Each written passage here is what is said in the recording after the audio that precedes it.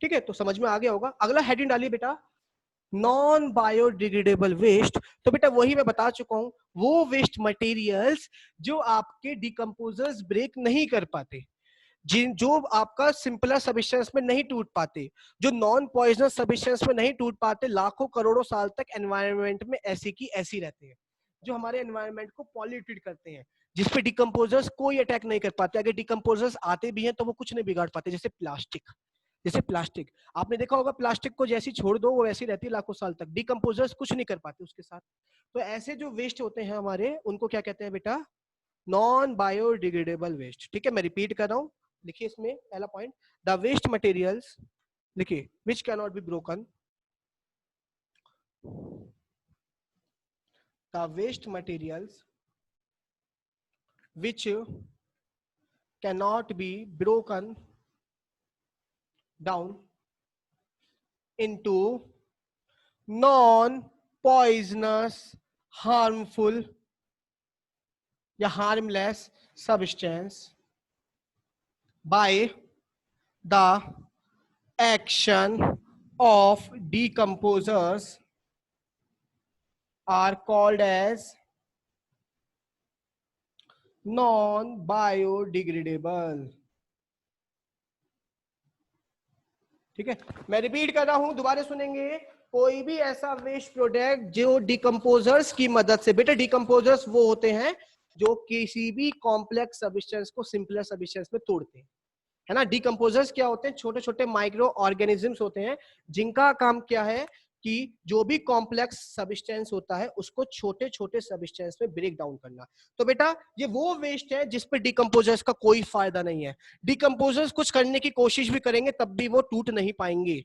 तो यानी ये क्या, एक तरीके से पॉइजन है। पॉइजन मतलब हमारे एनवायरनमेंट को क्या कर रहा है बेटा, पॉल्यूशन कर रहा है, पॉल्यूट कर रहा है। तो ऐसे जो वेस्ट होते हैं बेटा, इनको क्या कहते हैं बेटा हम, basically non biodegradable waste. Example लिख लीजिए बेटा, पॉलीथीन बैग्स, बहुत इंपॉर्टेंट एग्जांपल बताऊंगा, सुनिए। पॉलीथीन बैग्स, आपने देखा होगा ना, पिन्नी जो आती है उसको बैन करने की कोशिश की जाती है because it is non biodegradable, वो खत्म नहीं हो पाती। आगे लिख लीजिए, एल्यूमिनियम कैंस, जो आप जिसपे कोल्ड ड्रिंक पीते हो, जिसमें कोल्ड ड्रिंक पीते हो ना, एल्यूमिनियम कैंस। जो पेन की रिफिल आती है, पेन की रिफिल, है ना बच्चों, जो पेन की रिफिल आती है वो भी इसका एग्जांपल है, पेन रिफिल। ठीक है, पेन की रिफिल।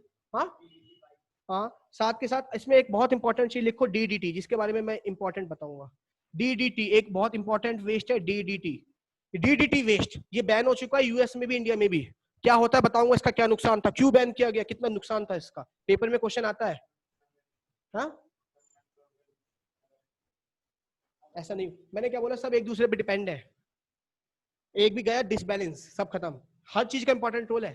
ठीक है बेटा, देखिए डीडीटी क्या है, डीडीटी की फुल फॉर्म होती है डाई क्लोरो डाईफिनाइल, कभी कभी आ जाती है डाई क्लोरो, बताऊंगा इसका क्या नुकसान था, क्यों बैन किया गया ये, die chloro diphenyl try chloro ethane, try chloro ethane. सुनते रहिए मेरी बात, मैं रिपीट कर रहा हूं सभी बच्चों कि भैया ये सब कैसे वेस्ट की बात हो रही है, नॉन बायोडिग्रेडेबल, समझ गए ना कौन से होते हैं बेटा, जो हमारे सिंपलर सब्सटेंस में नहीं टूट पाते, है ना चेतना, ठीक है बेटा, जो नहीं टूट पाते। तनिषा ध्यान से सुनना बेटा, है ना सभी, हाँ। तो कोई भी ऐसा वेस्ट जो हमारे सिंपलर सब्सटेंस में ना टूट पाए, नॉन पॉइजनस में ना टूट पाए, जैसा है वैसी रहे, डिकम्पोजर्स कोई काम नहीं कर सकते उसके साथ, वो क्या कहता है, नॉन बायोडिग्रेडेबल। सबसे इंपॉर्टेंट जो वेस्ट है ना इसमें डीडीटी है। तो ठीक है, डीडीटी के बारे में बताऊंगा, आगे लिख लीजिए बेटा। हमारे एनवायरनमेंट के जो मेजर पॉल्यूटेंट होते हैं, जो सबसे ज्यादा गंदा करते हैं हमारे एनवायरनमेंट को, वो यही होता है। आपने देखा होगा समुद्र में, बीच पे जगह जगह पिन्नी पिन्नी है, आज हमारे आसपास कई लाखों करोड़ों टन पिन्नी है। देखा होगा आपने, समुद्र में पिन्नी पिन्नी है, गंगा जी जाओ वहां पिन्नी मिलेगी, अपने आसपास कूड़ा घर देखो वहां पिन्नी मिलेगी। यानी ये सबसे मेन कारण है, चाहे वो रिवर पॉल्यूशन हो, एयर पॉल्यूशन हो। क्यों? क्योंकि जब आप इन्हें बर्न करते हो तो भी ये पॉइजनस सब्सटेंस देते हैं, पॉइजनस गैस देते हैं जो हमारे एटमॉस्फेयर को पॉल्यूट करती है। तो यानी ये सबसे गंदे वेस्ट है, कम से कम इनको यूज करो। कौन से? नॉन बायोडिग्रेडेबल को आप इनको यूज करिए। जैसे छिलके होते हैं घर के, कूड़े कचरे, लिफाफा जो बनता है ना, उसको यूज करिए। जो बैग्स आते हैं ना, कॉटन जूट बैग्स, उनको यूज करिए, लेकिन इसको मत करिए, ये बहुत गंदी चीज है, ये कभी खत्म नहीं होती है। ठीक है, बस रिसाइकल हो सकती है। ठीक है, इसलिए कहते हैं जो आप कोल्ड ड्रिंक पीते हो तो उसकी कैन को क्रश करके फेंका करो। रीजन है ताकि वो ऐसी की ऐसी भरना दे। जब वो क्रश कर दोगे तो उसको रिसाइकल करना ही करना पड़ेगा, जब वो टूट जाएगी तो उसको रिसाइकल करना ही करना पड़ेगा। नहीं तो क्या करते हैं जो चुगने वाले होते हैं ना, जो हमारे स्लम एरियाज में, वो पूरी कैन को उठाते हैं और same to same cold drink भर के आपके पास आ जाएगी। सुनने में अजीब लग रहा होगा मगर सच बात है ये, ठीक है। इसलिए लिखा रहता है कि क्रश करके फेंका करिए, सुना होगा आपने कि कोल्ड ड्रिंक कैन को क्रश करके फेंकना चाहिए, ठीक है। आगे लिखिए। अब बेटा सुन लीजिए, डीडीटी इतना खतरनाक वेस्ट है, क्या होता था एक्चुअली में, ये क्या है, जब हम इसको क्रॉप में डालते थे, बेटा याद रखना ये ना खेती में डलता था, खेती में किससे बचने के लिए, पेस्टिसाइड से बचाने के लिए, कि कोई पेस्टिसाइड उस पर आके अटैक ना कर दे, उसको खाना चाहे। तो जब हमने इसको पेस्टिसाइड में डाल दिया, अगर उस डीडीटी वाले पेस्टिसाइड को किसी गोट ने खा लिया, बकरी ने खा लिया, तो वो डीडीटी उसमें भी आ जाएगा। उस गोट को किसी और ने खाया तो वो डीडीटी उसमें भी आ जाएगा, लॉयन में भी, और अपनी मात्रा बढ़ाता चला जाएगा। पहले क्रॉप्स में कम था तो गोट में ज्यादा पाया जाएगा, शेर में और ज्यादा पाया जाएगा। यानी जैसे जैसे वो आगे हर स्टेप पे बढ़ेगा, वैसे वैसे उसकी अमाउंट भी क्या होती चली जाएगी, बढ़ती चली जाएगी, जो कि बहुत नुकसानदायक है। इसलिए डीडीटी को क्या कर दिया गया है, बैन कर दिया गया है, क्योंकि ये फूड चेन में पास हो जाता है। फूड चेन आगे पढ़ेंगे क्या होता है, आपने बचपन में पढ़ा होगा फूड चेन। तो फूड चेन मतलब समझते हो ना, कि घास को खाया इंसेक्ट ने, इंसेक्ट को खाया किसने, स्नेक ने, स्नेक को खाया ईगल ने। तो बेटा ये जो डीडीटी है ना, ये फूड चेन के साथ आगे बढ़ता है और मैक्सिमम रेंज तक पहुंच जाता है। इसी वजह से ये हमारे लिए बहुत नुकसानदायक है ना। तो याद रखिएगा डीडीटी को कभी भी हम यूज नहीं करेंगे। तो लिख लीजिए, DDT is a non bio, वैसे नहीं है नुकसानदायक, लेकिन ये वेस्ट क्यों कहलाया गया, क्योंकि खत्म नहीं हो रहा, ये हर बार हर फूड चेन पे पास होता जा रहा है और अपनी वैल्यू को इंक्रीज करता जा रहा है। क्वेश्चन आ जाता है कभी कभी, तो लिख लीजिए। नुकसान पहुंचाता है भाई, बैक्टीरिया है तो एक तरीके से पॉइजनस सब्सटेंस ही ना, अमाउंट बढ़ती चली जाती है। क्या बेटा, अरे भैया कोरोना, तू तो कोरोना वो भूल गया। देखो डीडीटी इज अ नॉन, मैं लिखवाऊंगा नहीं, ये वाली बात लिखो, आप सुन के लिखिए। DDT is a non biodegradable waste,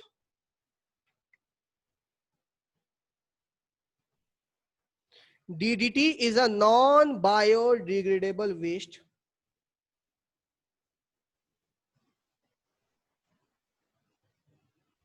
So it can be passed. So it can be passed. So it can be passed along. So it can be passed along the food chain. Food chain आपने पढ़ा होगा भैया थोड़ी पुरानी classes में, food chain क्या है। तो ये फूड चेन के सहारे क्रॉप से फूड चेन में घुस जाता है, समझ गए, और नुकसान पहुंचाता है। लिख लो, passed along the food chain from crops to man, from हमारे आदियों में के अंदर भी, फ्रॉम बीमारी पल जाती है नई नई बॉडी के अंदर, फ्रॉम क्रॉप टू मैन और other animals and birds and harm them.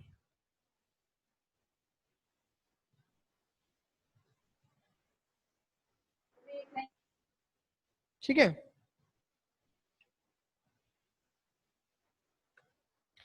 चलिए यहाँ पर ये वाला पार्ट खत्म होता है। आज का एक लास्ट पार्ट और बताएंगे और ये वाला पार्ट खत्म, कल से इकोसिस्टम स्टार्ट करेंगे। किसी को कोई दिक्कत है तो बताइए, आगे चलते हैं वरना।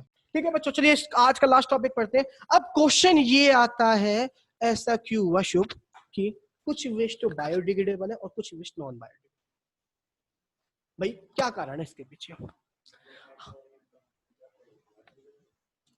नहीं देखो मेरी बात याद रखना, हमारे एनवायरमेंट, सुनना सभी बच्चे ध्यान सुनना, जो भी ऑनलाइन बच्चे हैं, हमारे डिकम्पोजर्स का एक रूल है। डिकम्पोजर्स मतलब सैप्रोफाइट्स, समझते हो, मैंने आपने पढ़ा होगा, सैप्रोफाइट्स डिकम्पोजर्स को ही कहते हैं, माइक्रो ऑर्गेनिजम्स, जो कूड़ा, जो डेड डिकेइंग ऑर्गेनिजम्स अपना खाना खाते हैं, जिनको सैप्रोफाइट्स कहते हैं। पढ़ा होगा आपने लाइफ प्रोसेस में, जिन्होंने पढ़ लिया है ना। तो भैया इनका एक रूल है कि ये उन्हीं चीजों को डिकम्पोज कर पाते हैं जो नेचुरल होती है, जो नेचर से मिलती है। डिकम्पोजर्स केवल सहज उन्हीं चीजों को डिकम्पोज कर पाते हैं जो नेचर से मिलती हैं, जो वेस्ट नेचर प्रोवाइड कराता है, जो नेचर से आया है। जैसे पेड़, लीव्स, फ्रूट, ये सब नेचर ही तो है। पेपर, पेपर प्लांट से मिलता, नेचर है ना। लेकिन जो वेस्ट मैन मेड होते हैं, जो हम बनाते हैं, लाइक प्लास्टिक, पॉलीथिन, डिकम्पोजर्स उनको कुछ नहीं कर पाते। इसलिए हम लोग ये डिसाइड करते हैं कि वो वेस्ट जिनको डिकम्पोजर्स डिकम्पोज कर सकते हैं और जो नेचुरली है, वो तो कहलाए जाएंगे बायोडिग्रेडेबल। और वो वेस्ट जो आपके डिकम्पोजर्स जिनको डिकम्पोज नहीं कर सकते, क्यों नहीं कर सकते? Because they are man made, क्योंकि वो किसने बनाए हैं? इंसानों ने बनाए हैं। वो आर्टिफिशियल है, नेचुरली नहीं है। इसी वजह से डिकम्पोजर्स भी उनके साथ कुछ नहीं कर सकते, क्योंकि वो तो नेचर में है, नेचर की चीजों को खाते हैं, नेचर में ही प्रेजेंट है। अब मैं तुम्हारे सामने अगर रख दूं खाना, तुम्हें पता है तुम घास खाते हो, ठीक है, मैं तुम्हारे सामने केकड़ा ला के रख दूं, खा लोगे? फिर क्या कह रहे हो, चाइना वाले खा लेते हैं? हाँ। या चलो मैं कुछ और ला के रख दूं यार, ऐसी कोई चीज, घास खा लोगे? नहीं खा पाओगे ना, तुम भी तो वही खाओगे ना जो तुम्हारे लायक होगा। तो वही डिकम्पोजर्स भी एक तरीके से उनकी अलग कम्युनिटी है, वो भी तो उसी खाने को खाएंगे ना, उसी को तो डिकम्पोज करेंगे। डिकम्पोज मतलब उसी को तो खाएंगे जो नेचर में है, जो उनके खाने लायक होगा। और जो खाने लायक होता है वही कहलाया गया बायोडिग्रेडेबल, और जो खाने लायक नहीं होता उसी को हमने क्या नाम दे दिया? Non bio. कुछ नहीं है ये जहरीला वहरीला, कुछ नहीं है। कहने का मतलब ये है कि जो डिकम्पोज हो जाए वो बायोडिग्रेडेबल, और जो डिकम्पोज ना हो पाए वो नॉन बायोडिग्रेडेबल। तो ये डिपेंड करता है एक्शन ऑफ डिकम्पोजर्स, कि डिकम्पोजर्स जिस पे अपना एक्शन दिखा पा रहे हैं दैट इज बायो, और जो नहीं दिखा पा रहे वो नॉन बायो। तो इस पॉइंट को लिख लीजिए बेटा लास्ट में, some waste materials are biodegradable. Last point है, उसको एंड करते हैं, ठीक है? कोई दिक्कत है पूछेंगे। क्वेश्चन है कि कुछ वेस्ट बायोडिग्रेडेबल क्यों होते हैं और कुछ वेस्ट नॉन बायोडिग्रेडेबल। तो रीजन है, ये डिपेंड करता है एक्शन ऑफ डिकम्पोजर। लिख लीजिए, सम वेस्ट आर बायोडिग्रेडेबल। बोल रहा हूं मैं, लिखिए, some waste materials are biodegradable whereas some waste materials are biodegradable whereas others are non biodegradable, कुछ नॉन बायोडिग्रेडेबल। इट इज, आगे लिखिए फुल स्टॉप लगा के, it is due to the, it is due to the property of decomposers. ये सब depend करता है decomposers पे, बच्चों याद रखना। जिस वेस्ट को डिकम्पोजर डिकम्पोज कर दे वो बायोडिग्रेडेबल, और जिस वेस्ट को डिकम्पोजर डिकम्पोज नहीं कर सकते वो नॉन बायोडिग्रेडेबल। ठीक है, लिख लीजिए, it is due to the property of decomposers of being specific in their action। बस, और इसी के हिसाब से मेरा ये वाला टॉपिक खत्म होता है। कोई दिक्कत है मेरे से पूछेंगे बेफिक्र होके, ठीक है? देयर एक्शन, उनका एक्शन ही डिफाइन करेगा कि कौन बायोडिग्रेडेबल और कौन नॉन। जिस पे उसका काम चल जाए, जिसको वो कर दे डिग्रेड, वो बायोडिग्रेडेबल, और जिसको ये डिकम्पोज नहीं कर पाते वो नॉन। ऐसा क्यों? क्योंकि वो केवल किसको डिग्रेड करते हैं? जो नेचर से मिलता है। जैसे पेपर बायोडिग्रेडेबल है, रीजन क्योंकि वो हमें पेड़ों से मिलता है और डिकम्पोजर उसको डिकम्पोज कर देंगे। मगर जो प्लास्टिक है, पिन्नी है, उसको डिकम्पोज नहीं कर पाएंगे because it is man made. यहाँ पे खत्म करते हैं आज के लिए, कल आगे स्टार्ट करेंगे इकोसिस्टम, जल्दी जल्दी खत्म होगा। इकोसिस्टम बहुत इंपॉर्टेंट है, मजा आएगा। और कोई दिक्कत है मेरे से पूछेंगे। आज के लिए इतना, थैंक यू क्लास, ठीक है? कोई दिक्कत तो मेरे से पूछिए।